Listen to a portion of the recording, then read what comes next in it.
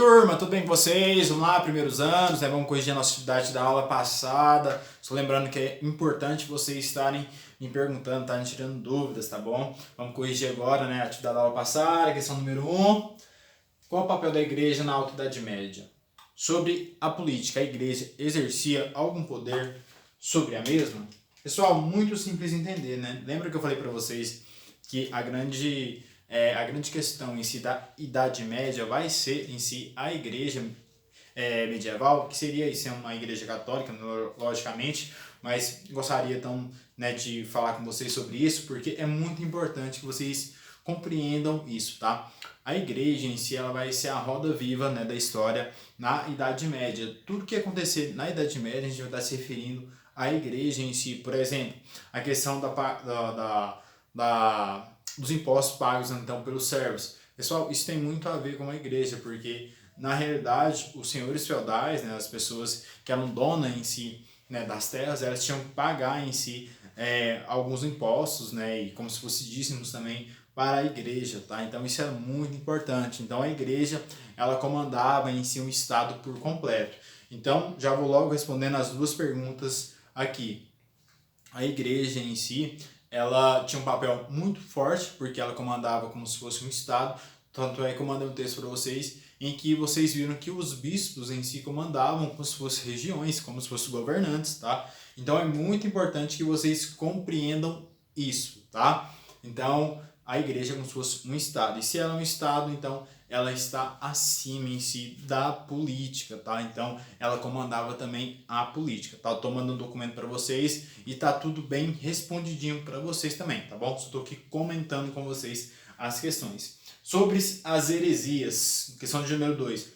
Quais eram as medidas tomadas por parte da igreja? Pessoal, a gente não chegou a falar ainda do tribunal, né, da Inquisição, que seria o Tribunal do Santo Ofício, a gente vai falar depois também, mas a Inquisição seria punir as pessoas que praticavam atos que não estavam em si previstos em si nas normas, nos dogmas em si da Igreja Católica, né? Então, sobre essas heresias, né, que eram as pessoas que praticavam cultos, né, divindades diferentes ao que seria em si da Igreja Católica, né, que era a maciça em São dessa Idade Média, né, a questão mais forte da Idade Média, a gente teria uma perseguição muito forte, né? Várias pessoas foram mortas em si pela igreja porque praticavam dogmas diferentes, né? Então, é um momento assim muito obscuro da história em que a gente está falando de uma religião que perseguia outras pessoas, né? Muito complicado mesmo, tá?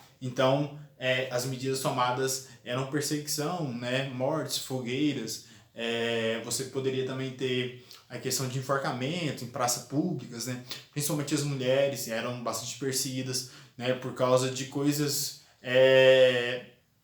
simples. Por exemplo, nasceu uma pinta, né, na mulher, assim, aquelas pintas que é natural a gente ter.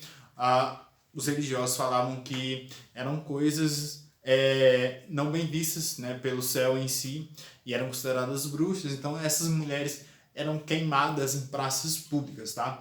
Muito complicado mesmo o momento atual, momento vivido, né, lá na Idade Média. Questão de número 3. Entre os historiadores, é considerado que a Alta Idade Média é o período inicial da Alta Idade Média. Trata-se de um período do século V ao século X, de formação de estruturas que definiram a Europa durante a Baixa Idade Média.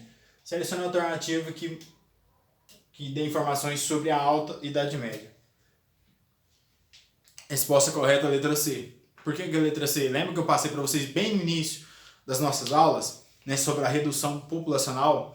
Essa redução populacional por causa das guerras em si. Então, nesse início então, de Alta Idade Média, a gente vai ter muitas guerras, principalmente entre os germânicos, né, e outros povos também, por disputa de território, né, e ruralização da Europa, porque as pessoas fugiam dos meios urbanos, porque as guerras em si aconteciam, né, nas cidades. Então a gente vai ter redução populacional, né, e as pessoas, né, se mudando para o campo com medo em si dessas guerras. Tá? Então, número 3, letra C. Número 4, uma das características a ser reconhecida no feudalismo europeu pessoal, letra C, bem rápido para vocês, para o vídeo não ficar muito longo, tá? Letra C, os servos estavam presos a várias obrigações, entre elas o pagamento anual de captação, talha e banalidade. Pessoal, talha, para quem não sabe, como se fossem impostos, tá? Banalidades também é um nome que se dá aos impostos pagos em si, aos senhores em si, pelos servos, tá? Banalidades, pessoal, chega a ser também a pessoa perder alguns membros se as pessoas não pagassem. Por exemplo, eu sou um servo lá e se eu não pagasse meu imposto, eu corria risco de perder meu braço. Então, isso são as banalidades, tá?